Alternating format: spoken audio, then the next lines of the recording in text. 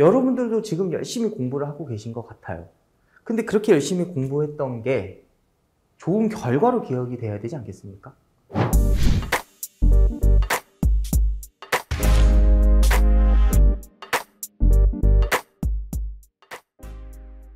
자, 안녕하십니까. 김상현 선생님입니다.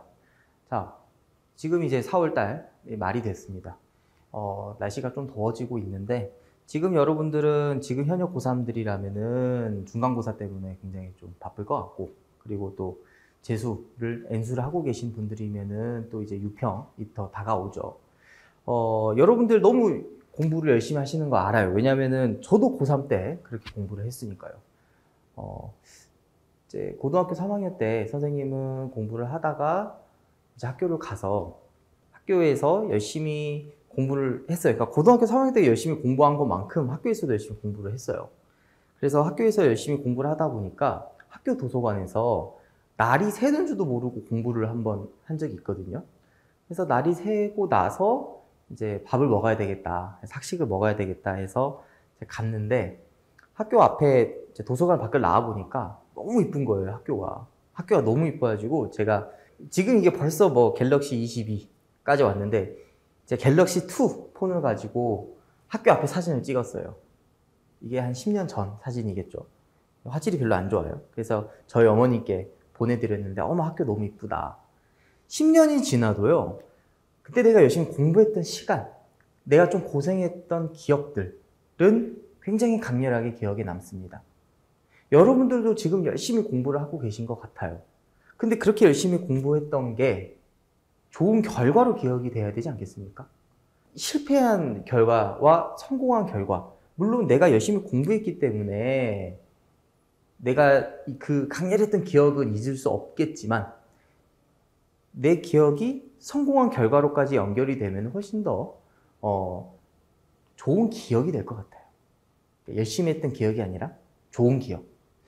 그래서 지금 여러분들이 수학도 열심히 하시죠. 시간 잡고 모의고사도 자꾸 푸시죠. 그리고 국어도 열심히 공부할 거고, 영어도 이제 1등급 맞으려고 열심히 할 거예요. 또 내신을 하면 어떠겠습니까? 내신도 열심히 하실 거예요. 그런데 열심히 하시고만 끝나실 건가요? 그러니까 좋은 결과로 귀결이 되려면은 현실적으로 우리가 지금 대비해야 되고, 지금 내가 무엇을 해야 되는지에 대한 좀 팍가름이 있어야 될 것 같아요. 그렇지 않으면 그냥 진짜 열심히만 하고 끝나버리는 그런 문제가 될 테니까요. 그래서 오늘 선생님은, 자, 4월 기준으로 이 3월 달에는 연세대학교 선행학습 역량평가 보고서가 3월 달에는 나왔고, 4월 달에는 작년도 입시 결과까지 나왔어요. 따라서 최근에 이제 연세대학교에서 발간한, 그리고 발행하는 데이터들을 가지고 이제 면접 기출 분석도 할 겸, 플러스 이 여러분들 학종, 특히 화루형이나 추천형이나 국제형 적는 친구들에게 좀 더 도움이 되기 위해서 이 영상을 찍었습니다. 자, 일단은 첫 번째로 수시 경쟁률을 우리가 볼 건데, 여러분들 진짜 이거 조심히 생각해야 돼요. 지금 이거는요, 올해 11월 달에 시험을 보는, 10월 달에 시험을 보는, 추천은 10월, 그리고 하루는 11월이겠지만, 올해 시험 보는 친구들 뿐만 아니라 지금 예비 고3, 그러니까 지금 고2죠. 그리고 예비 고2, 지금 고1이죠. 이 친구들과 이 친구들의 학부모님들도 반드시 이 영상을 좀 보면 좋겠어요. 자, 첫 번째로 제가 요구하는 바는 뭐냐면, 여러분들이 좀 자세히 보셔야 될 게, 갈수록 늘어갑니다, 면접이. 그러니까 면접고사가 갈수록 점점점 더 중요해지고 있어요. 자, 보세요. 이게 지금 작년도 기준입니다. 작년도요, 일단 추천형 472명을 뽑고, 그리고 학생부 종합전형에서 화루형 568명, 그 국제형 274명 뽑았어요. 자, 5배수입니다. 추천형 5배수예요. 그러니까 1차 합격한 5명 중에서 1명 뽑는 거고요. 화루형은요, 그리고 국제형은요, 3명 합격한 친구 중에서 1명 뽑는 건데, 자연계는 4배수예요. 그러니까 그냥 1차 합격했으니까, 내신 좋으니까, 최저 맞으니까, 그거 진짜 아니라는 거예요. 면접에서 이젠 대학별고사에서 우리가 어떤 애들을 어떻게 뽑겠다, 내가 가르치는 애들이니까 내가 뽑겠다, 그거 너무 당연한 거 아닌가요? 자, 그렇다 보니까 지금 선생님이 학종 적는 친구들 혹은 교과 전형 적는 친구들 보니까 5배수 해보니까요, 2360명. 활동호 수용 보니까 2526명. 플러스 해보니까 내년에 재신문 면접을 볼 수 있는 대상자가 4890명이에요. 4890명이 한 명 한 명씩 면접을 보고 채점도 된다는 소리거든요. 이거 만만치 않은 겁니다. 왜냐면은 연대 3000명 조금 더 넘게 뽑죠. 3000명 뽑는데 4890명을 면접을 본다?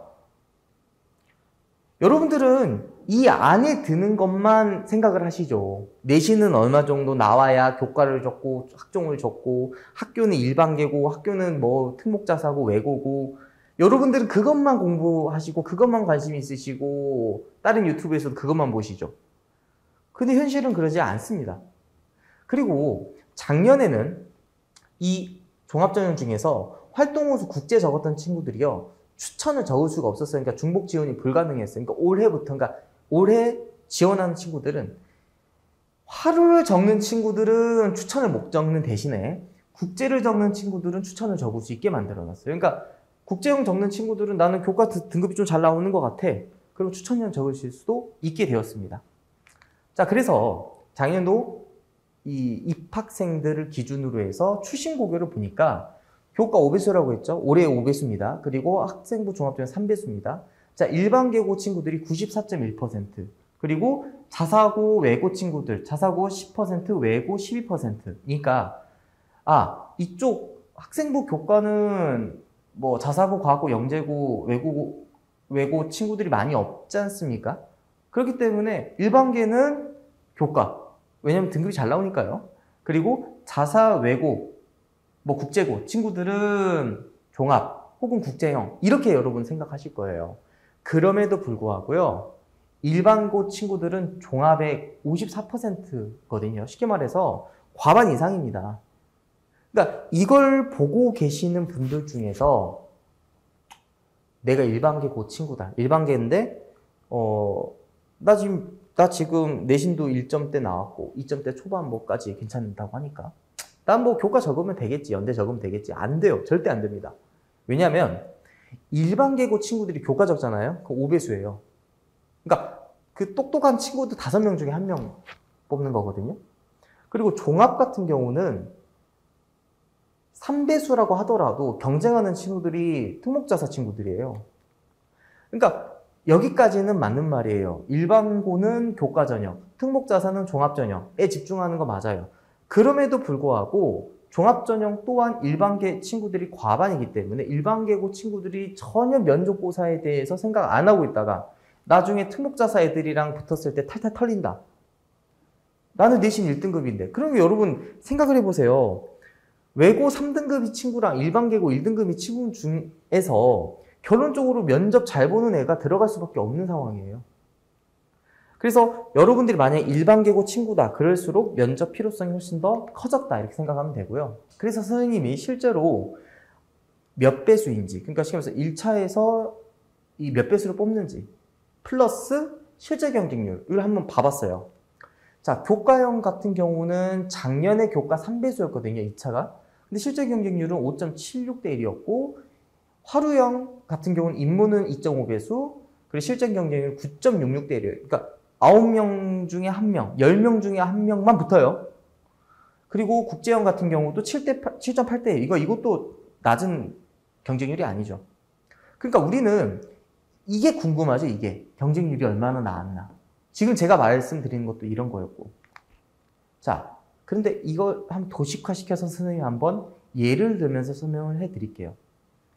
작년도 교과형의 경쟁률이 이 정도였고요. 523명을 모집을 한다고 쳤어요. 그래서 523명을 모집을 하는데 3배수였거든요. 그렇게 하다 보니까 1569명이 면접을 봤어요. 그리고 지원은 3015분이 하셨군요. 3015분 중에서 면접 대상자의 경쟁률을 때려보니까 1.92대 1이에요. 쉽게 말해서 2명 중에 1명은 패스인 셈이죠.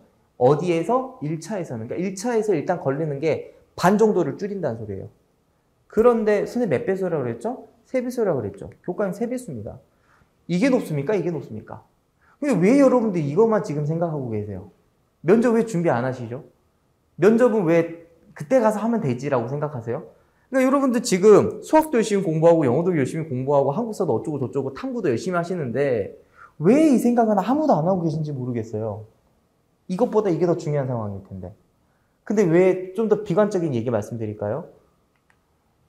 2024학년도에 교과형 5배수 적용돼요.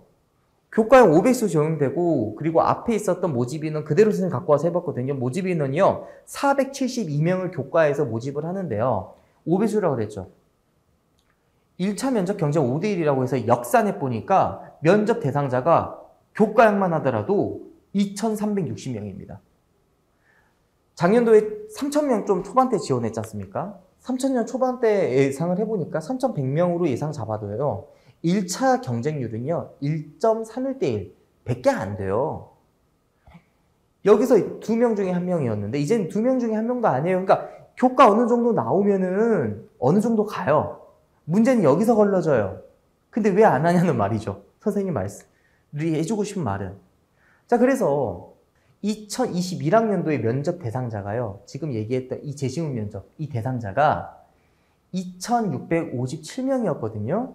근데 선생님이 각 이 학년도별로 배수가 좀 달라지고 모집 인원이 달라지고 어쩌고 저쩌고 계산을 다 해보니까 면접 대상자가 2022학년도에는 1,000명이 늘었어요. 2,600명에서 3,600명이 됐어요.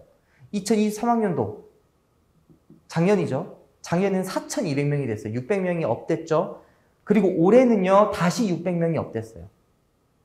여러분들 이렇게 보면은 그러면 2025학년도 지금 고2 내년 고3인 친구들 5,000명 넘습니다. 100% 5,000명 넘어요. 근데 왜 면접 준비를 안 하시냐는 말씀이죠. 그래서 실제로 어떤 게 나오는지를 한번 봅시다. 크게 두 개죠. 추천, 그리고 화루, 그리고 국제 이렇게 있는데 일단 화루는 국제는 선생님 같이 묶었어요. 그리고 추천은 분석평가 데이터 분석 나왔고 여기도 당연히 데이터 분석 나옵니다. 자, 근데 추천형을 보니까 다면사고형 문항이 나왔고 화루 같은 경우는 지지비판까지 나오면서 다면사고형이 나왔습니다. 근데 중요한 건 이 두 문항 다 점점점 문항이 단순화되고 있어요. 문항이 단순화되면서 여러 가지 한 문항에서 묻고 있는 게 복수의 질문을 묻고 있는 경우가 많아졌습니다. 그래서 통합형 문항에 수렴해 나가고 있다. 근데 이 말이 선생님이 주장하는 말이 아니라 이 말은 연세대학교에서 10년 전부터 한 거예요. 우리는 통합형이다. 우리는 다면사고형 인재를 뽑겠다. 우리는 융복합적인 인재가 진짜 인재라고 본다. 그럼 실제로 보니까 이거 다 읽으실 필요는 없습니다. 지금 추천형과 하루 것만 지금 보니까 이 정도까지는 데이터 분석 지금 들어갔고 자 여기만 보세요. 제시문 가와 나 그리고 나와 다의 공통점과 차이점을 각각 논하세요예요. 기존에는 어떻게 나왔냐면요. 선생님 다음 페이지에서 보여드리겠지만 이런 식이에요. 가, 나, 다. 가나다의 관점이 포함되어 있습니다. 비교 분석하세요. 다자 비교예요. 근데 이와 같은 문제 형식이 새로운 형식이 아니라는 거예요. 연세대에서는 10년 전부터 계속 이런 얘기 혹은 이런 유형의 문제를 출제하겠다 혹은 출제하고 싶어하는 학교였어요. 그래서 예컨대 이런 거죠. 가, 나, 다 세 개가 있는데 얘는 이렇게 비교해 볼 수 있고 그리고 나, 다는 또 이렇게 묶여볼 수도 있겠다. 그러니까 하나의 평가 기준과 비교 기준을 가지고 천편일률적으로 제시하는 것은 아니다라는 겁니다. 그리고 보니까 당연히 결과 요약, 즉 데이터 분석하면서 요약하는 거 첫 번째, 그리고 그 결과 설명하는 거 두 번째, 이런 식으로 통합형 문항을 계속적으로 출제를 하고 있습니다. 내년도 비슷하지 않겠습니까? 올해도 비슷할 거예요. 이렇게 나올 거예요. 그런데 제가 방금 말씀드렸던 다면사고형은요. 여러분들이 이렇게 이야기를 좀 이해를 해주셨으면 좋겠어요. 자, 문제는 정형화되어도 너네들 생각하는 건 열려 있어야 돼. 분석은 열려 있어야 돼. 이런 거거든요. 그래서 제시문 가와 나 그리고 제시문 나와 다의 공통점과 차이점을 각각 논하세요. 방금 이게 대표적인 다면사고형이에요. 왜냐하면 예시를 들어서 선생님 말씀드릴게요. 기존에는요 양자 비교였어요. 그러니까 제시문 가와 나를 비교하세요가 논술이든 구술이든 이 전형적으로 그리고 계속 고전적으로 출제가 돼 있는 거였어요. 그러니까 대치동 학원에서도 계속 그렇게만 가르쳐요. 그래서 가, 나 양자 비교. 근데 여러분 양자 비교를 하다 보니까 여러분들이 좀 모든 것들이 다 대립관계로 항상 생각하는 것 같아. 그래서 짠! 이렇게 다가 나타났지. 그래서 가나다 세계 비교해봐. 그래서 다자 비교로 가요. 그래서 여기서 이렇게까지도 출제가 되는 거는 다면 사고형은 아니에요. 근데 연세대의 다면 사고형은 어떤 상황이냐면은 자, 다자 비교도 할 수 있어? 우리는 양자 비교지 않을 거야. 다자 비교 낼 거야. 그런데 다자 비교할 때 이렇게 한번 해봐.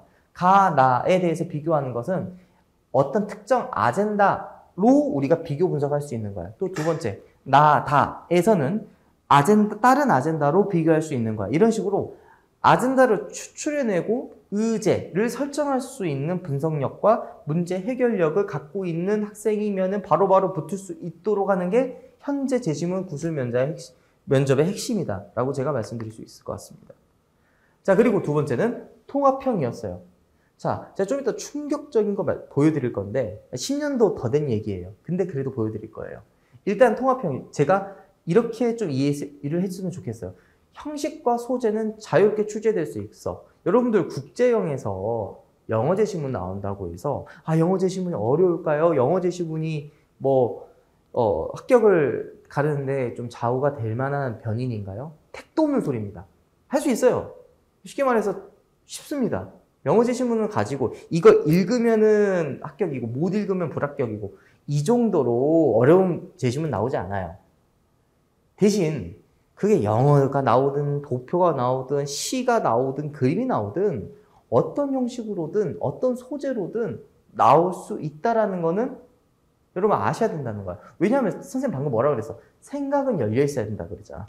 우리 내는 형식과 소재는 열려 있을 수 있어 라는 거죠.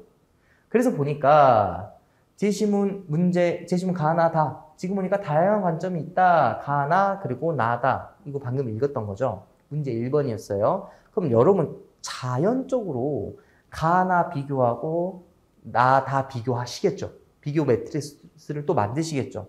근데 이거를 버려버려요. 이거 버려버리고 문제 2번 새롭게 시작하려고 그래. 여러분 이게 지금 다른 문제처럼 보이는가요? 이게 지금 다른 문제예요? 지금 문제 2번 보면 제시문 나와 다를 바탕으로라고 하고 있어. 무슨 바탕이지? 이 앞에 있잖니. 이거 이용하라는 소리겠지. 이거 이용해야 8분 안에 풀어요. 8분 안에 푼다는 소리는 8분 동안 읽으라는 게 아니라 8분 동안 읽고 말하는 것까지가 8분이거든요. 8분 동안 어떻게 제시문 가나 다 읽고 라 분석하실래요? 이거 갖고 있는 그대로 말을 해주라는 소리예요. 그래서 선생님 조심스럽게 이런 생각도 해봐요. 너네들이 진짜 연세대학교 이 학교가 정말 좋은 문제를 만들고 싶어 하면서 통합형을 이야기하고 싶은 학교라면은 이렇게 나오겠다. 그러니까 보세요. 선생님이 문제 1번과 2번을 임의로 합친 거거든요. 익명성에 대한 다양한 관점을 소개하고 있는 가나다의 입장 비교하세요. 이건 어차피 다자 비교니까 똑같을 거예요. 이를 바탕으로 라의 결과를 평가하세요. 8분. 이게 더 현실적이지 않겠습니까? 그래서 이런 식으로 통합형 문항에 대해서 지금 이제 예비 고3, 그러니까 지금 고2 혹은 지금 고1은 점점점 이런 식의 문항으로 수렴되지 않겠냐라고 제가 감히 말씀드릴 수 있을 것 같습니다. 자, 그래서 방금 제가 충격적인 거 보여드린다 그랬어요. 이거예요. 자, 제가 위에 거 안 읽고 이것만 보여드릴 거예요. 제시문 라, 왼쪽부터 다이아몬드 원석, 물방울 다이아몬드. 문항 2번이 어떻게 나냐면요. 제시문 라의 의미를 다양한 관점에서 분석하고 끝이에요. 그러니까 뒤에 텍스트가 없어요. 앞에 텍스트 없습니다. 문항 2번에 다른 무엇인가가 없어요. 다른 무엇인가 힌트 그런 거 없습니다. 여러분들 그림이에요. 이게 원석이고 이게 뭐 그냥 보면 돌덩이지 않습니까? 다이아몬드 원석이래요. 이거 가지고 다양한 관점에서 분석하라는 거거든요. 그러니까 무슨 소리를 선생님이 하고 싶냐면은 제발 제시문의 형식과 내용이 어떻게 나오든지 간에 그 사람들은 여러분한테 원하는 게 뭐다? 그 사람들이 여러분한테 원하는 거는 열려있는 생각, 창의적이고 문제 해결력이 있는 생각이 궁금한 거예요. 그러니까 창의적으로 충분히 출제하고 물어볼 수 있다는 말입니다. 그리고 여러분들 제가 이거 작년이죠 벌써. 작년 고대에서도 이런 얘기를 잠깐 했어요. 함부로 배반 관계를 설정을 해요. 그러니까 지금처럼 이 위에서 얘기했던 가, 나를 양자 비교할 때, 그러니까 얘가 A는 B다라고 얘기를 하면은 얘는 A는 B가 아니다라는 식으로 얘기가 나올 거다라고 너무 가볍게, 너무 함부로 말하고 생각하는 경향이 있어요. 취재자가 충분히 그거 알고 있다는 소리겠죠. 그래서 제발 함부로 배반 관계를 설정하는 습관이 있다면 그거 버리셔야 된다. 그럼 이거 어떻게 버릴 거냐? 여러분들은 VS라고 생각하시거든. 프로스와 콘스, 찬성과 반대 이렇게 생각하신단 말이야. 즉 대립관계다라고 생각하시는 거고, A가 어떤 집합을, 그러니까 제시문 가가 어떤 집합을 구성한다면은 제시문 나는 여기에 대한 여집합을 얘기하고 있는 거다. 오화로 생각하면 어떻겠냐는 거예요. 자 보세요. 배반관계 비교 기준을 우리가 잡았을 때 만약에 비교 기준을 좋아하는 냉면의 유형으로 잡았어요. 그러면은 제시문 가가 평양냉면이라고 하면은 자연스럽게 제시문 나는 함흥냉면일 거예요. 그런데 문제는 여기서부터 시작이 됩니다. 만약에 제시문 다가 콩국수면 어떡할래요? 콩국수는 좋아하는 냉면의 유형이 아예 끼질 않는데요. 그러니까 이게 지금 가능하냐는 거예요. 제시문 가와 제시문 다의 콩국수가 VS 됩니까 이게 지금? 그렇기 때문에 제가 원하는 여러분들한테 제가 제안 드리는 건 뭐냐면 왜 굳이 비교 기준을 이걸 잡냐? 이렇게 잡아라. 독립관계로 잡아라. 독립관계로 잡게 되면은 VS가 아니라 오화관계일 거다. 그러니까 제시문 가는 평양냉면인데 나가 갈비찜이야. 오화관계죠. 얘 평양냉면 안 먹는다고 해서 갈비찜 먹는 건 아니죠. 그러면은 똑같이 제시문 다의 콩국수가 나오더라도 오화관계니까 이게 가능하다는 소리예요. 그러니까 독립관계 비교 기준 잡을 때는 당연히 오화로 잡으셔야 지금처럼 연세대에서 다면사고 출제할 거다, 통합형 출제할 거다라는 거에 대해서 좀 더 여러분들이 현실적인 도움을 얻을 수 있을 것 같습니다. 자, 그리고 마지막 세 번째. 여러분들 이미 분석한 내용 버리지 말라고 했어요. 문항 1번에서 제시문 가와 나 혹은 나와 다에 대해서 비교하라고 했는데 제시문 문항 2번에서 나와 다에 대해서 이야기하고 있다고 그래서 새롭게 우리가 무엇인가 나와야 된다? 아니에요. 자, 보십시오. 그러면은 2021학년도 화류형 같은 경우는 가나 비교 분석한 후 문항 2번 가나에 대한 분석 내용을 바탕으로 아니 입학처에서 이 정도로 하라고 하면 이거 하셔야 되는 거 아니에요? 근데 안 하세요 다들. 그러니까 뭔가 있을 거야. 뭔가 새로운 말이 나와야 돼. 아니란 말이에요. 문항 1번, 문항 2번 작년 같은 경우는요 아예 그냥 똑같아요. 문항 1, 제시문 가나를 바탕으로. 문항 2, 제시문 가나를 바탕으로. 여기 있는 컨텐츠 따로 여기 있는 컨텐츠를 따로 해서 8분 안에 하시겠다? 말이 안 되는 소리죠. 자, 그러면 휴브레인에서 어떻게 준비를 해서 어떻게 지금 하고 있냐? 저희는 저번에도 이제 계속 광고를 한 것처럼 블루노트라는 저희 제시문 면접 교재를 만들었어요. 당연히 이 추천화로 국제 그리고 인문사회 계열을 아우르는 교재고요. 그래서 문학연구편, 그러니까 어떻게 물어보면 어떻게 대답할 것이냐, 그리고 제시문 분석편, 어떻게 읽을 것이냐, 그러니까 읽고 말하는 거잖아요. 그래서 어떻게 읽을 것인지, 어떻게 말할 것인지에 대해서 나와 있고, 그리고 당연히 실전 기출 분석이 되어 있어요. 플러스 모의 문항까지 들어가 있습니다. 그래서 저희가 지금 5회 완성으로 되고 있고요. 만약에 근데 실제로 이제 블루노트 받아보시면 알겠지만 이게 6회예요. 6회라서 나머지 한 회는 뭐예요? 그 국제형입니다. 그러니까 국제형 같은 경우는 국제형을 지원하는 친구들이 추가적으로 수강을 하는 거고요. 그래서 저희는 예비 고3 혹은 좀 늦었지만 고3인데 이제 좀 시작하려고 하는 친구들은 되도록 여름방학 전에는 끝내야 됩니다. 6평 하고 나서는 그래도 하셔야 돼. 9평 지나고 나서 블루노트 하겠다. 조금 늦은 감이 있습니다. 자, 그래서 보시다시피 저희는 모두 다 1대1로 강의를 편성하고 있고요. 당연히 저희는 첨삭 지도를 해요. 선생님, 저는 구술이지 않습니까? 구술인데 어떻게 첨삭 지도를 합니까? 구술인데요. 마치 내가 이렇게 읽으면은 3분이 된다, 2분이 된다. 이렇게 저희가 숙제를 내게 합니다. 그럼 애들이 그걸 적어와요. 적어오면 거기에 맞게 저희가 첨삭 지도를 해드린다. 중요한 건 시간 안에 해결하는 게 중요하죠. 따라서 타임키핑도 같이 하고 있다. 그리고 원서 접수 후 N은 당연히 이 파이널, 그래서 학교별로 모의 문항을 쭉쭉쭉 풀어서 최대한 이 고사를 통해서 고사장에 들어가시기 전에 이 실전 감각을 혹은 체감 난이도를 최대한 낮춘다, 이렇게 제가 말씀드릴 수 있을 것 같습니다. 실제로 이제 이렇게 생겼어요. 연세대니까 블루 노트가 아닙니다. 이거는 무관합니다. 자, 그래서 당연히 저를 포함해서 다른 선생님들도 이걸 같이 휴브레인 인문과학 팀장님도 계시고 전 사회과학 팀장이니까, 그리고 다른 선생님들도 계시고, 그래서 다른 선생님들과 같이 만든 교재입니다. 그래서 이런 선생님들이 직접 오셔서 저자 직강으로 수업을 진행한다는 거. 그리고 당연히 이렇게 보시다시피 이렇게 실패 답안, 성공 답안들이 존재해요. 이게 바로 합격생의 이 데이터베이스거든요. 그래서 1대1이다 보니까 당연히 학습 속도나 진도 같은 거를 우리가 이야기할 수 있겠고요.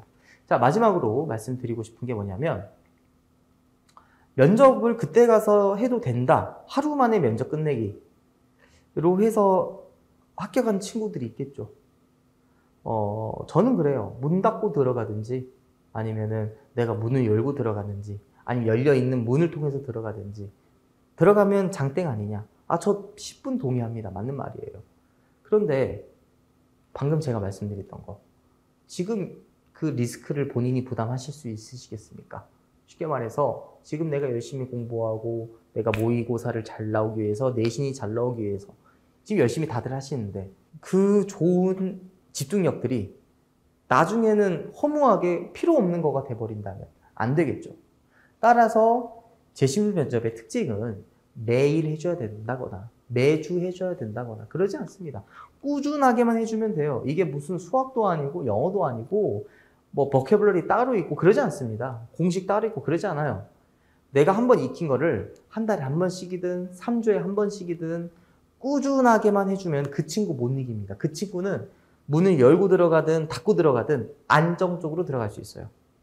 그래서 꾸준한 준비는 면접고사의 생명이라는 것까지 제가 말씀드리고, 지금 제가 여러분들에게 공개하는 이 영상은 인문, 사회, 계열 친구들에 해당하는 영상입니다. 그래서 다음에는 바로 이어서 자연과학평 영상이 있다 보니까 자연과학 영상을 시청해 주시면 감사하겠습니다. 긴 시간 동안 시청해 주셔서 감사하고, 휴브레인 논술구술 팀장 김상현이었습니다. 감사합니다.